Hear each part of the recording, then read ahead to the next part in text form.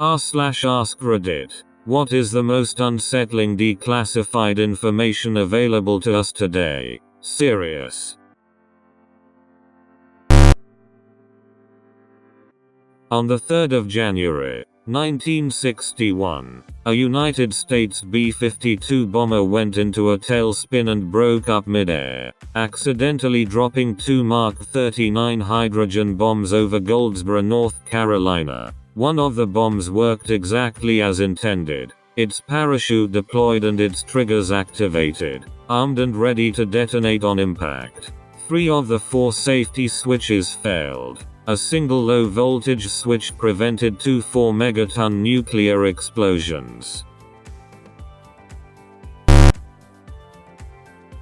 John F. Kennedy's brain was lost before it could be autopsied. I'm gonna say that again. Assassinated President John F. Kennedy's brain was lost. I don't mean what was left at the scene. I mean they cut it out of his head, set it aside, and went, "Oops."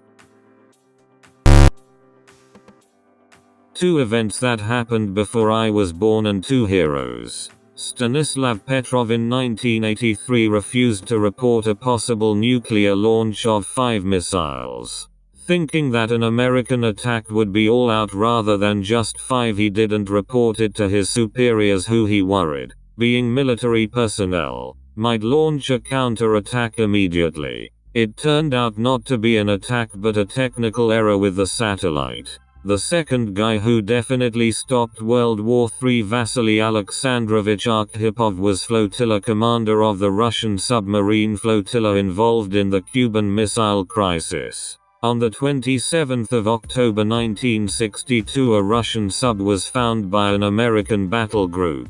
The Americans dropped signaling depth charges to force the sub to the surface for identification. As the sub had been hiding in deep water, it had no way of knowing if the USSR and the US were at war. The captain of the sub wanted to fire a nuclear torpedo, but Arkhipov, who was serving as first officer on the sub as well as flotilla commander, refused.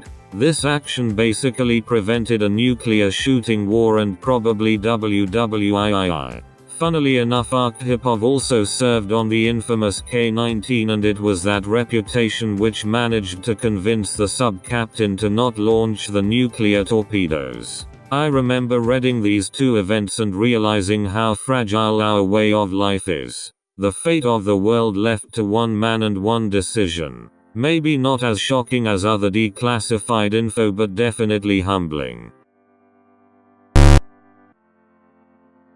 Operation Northwoods. US planned to have faked attacks on US just so they'd have an excuse to overthrow Castro in Cuba.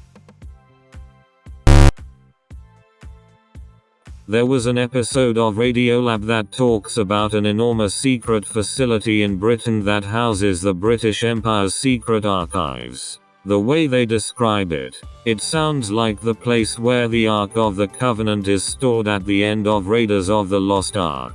What they uncover in the episode is the human rights atrocities that were committed by British troops during the MAU uprising in Kenya during the 1950s. There were details in the uncovered documents about detention camps and torture that occurred during the conflict. It gave grounds for surviving MAU to seek compensation against the Crown in recent years. The atrocities of the conflict were not widely known about until recently.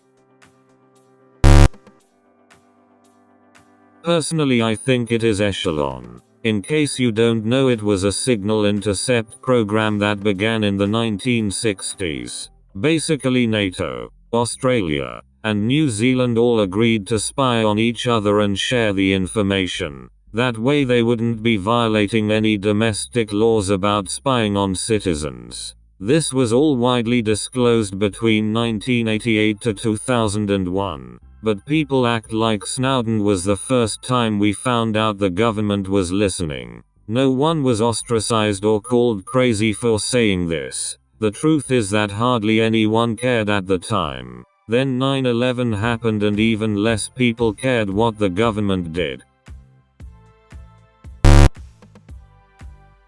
Human experimentation conducted by multiple governments. The Japanese famously conducted human experimentation research on the Chinese and Koreans. The United States had doctors infect minorities with incurable diseases and STDs to see how the disease progressed. They were used to test treatments and to understand infection rates.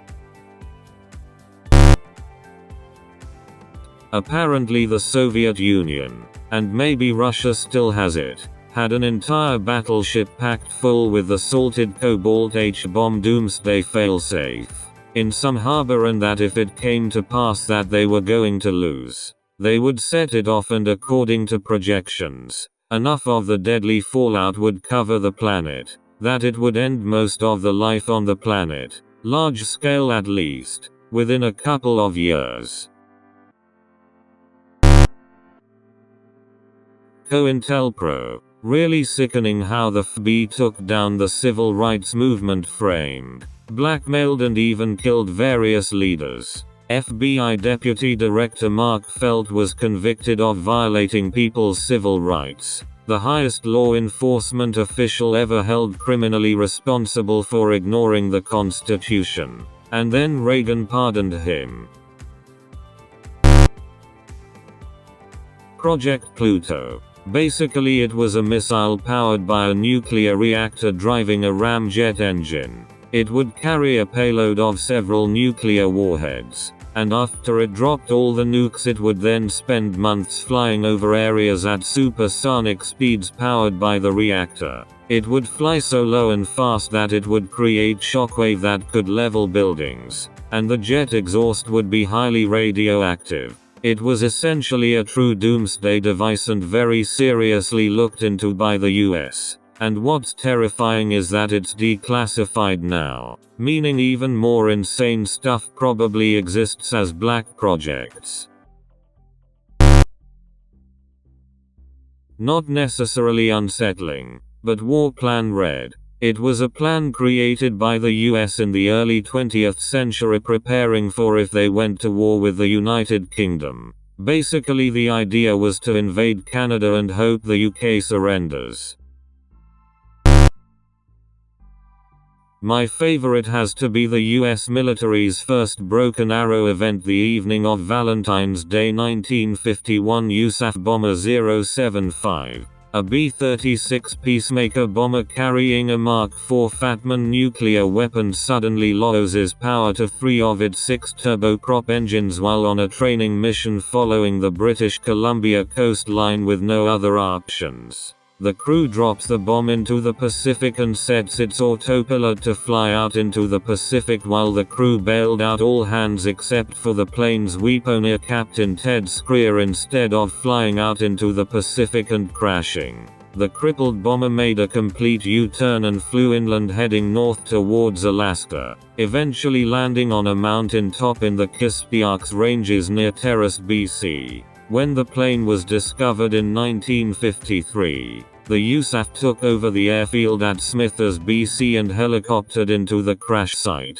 gathering important technologies before blowing the plane to bits. It's believed by some that the Fatman bomb on board 075 was in fact armed and the weaponeer tried to fly the bomber home when the bomb was discovered at the crash site. The Air Force detonated the bomb as they had no means of safely removing it from the mountain. History Channel did a good documentary on the event. The use of Chernobyl biorobots. In order to seal and cap the reactor within a sarcophagus, they needed to clear rubble from the nearby roof, a large portion of which was literally material from the core itself. At first they used remote piloted robots, but they died pretty damn fast due to the radiation being too much for their electronics. So instead they used biorobots, or as they are more commonly known, human beings. Groups of soldiers would dress in hastily made lead suits. They had to make them themselves, and for 45-second intervals, they would shovel rubble from the roof back into the exposed core of the reactor. After only this short time, the robots would experience deep bone pain, blurred sight and a lot of other scary fudging symptoms that are best not thought about. They did multiple runs like this, rotating groups shoveling the inside of a nuclear reactor. They were rewarded with bottles of Pepsi and Coke. Footage of it can be found here, but full details of what happened were slow to come out. But the fact people were labeled robots just so they felt a tad easier sending people to shovel the worst substance humanity has yet wrought. Kind of chilling. Came across this today in the briefs for Glossip v. Gross, a Supreme Court case about the constitutionality of methods of lethal injection.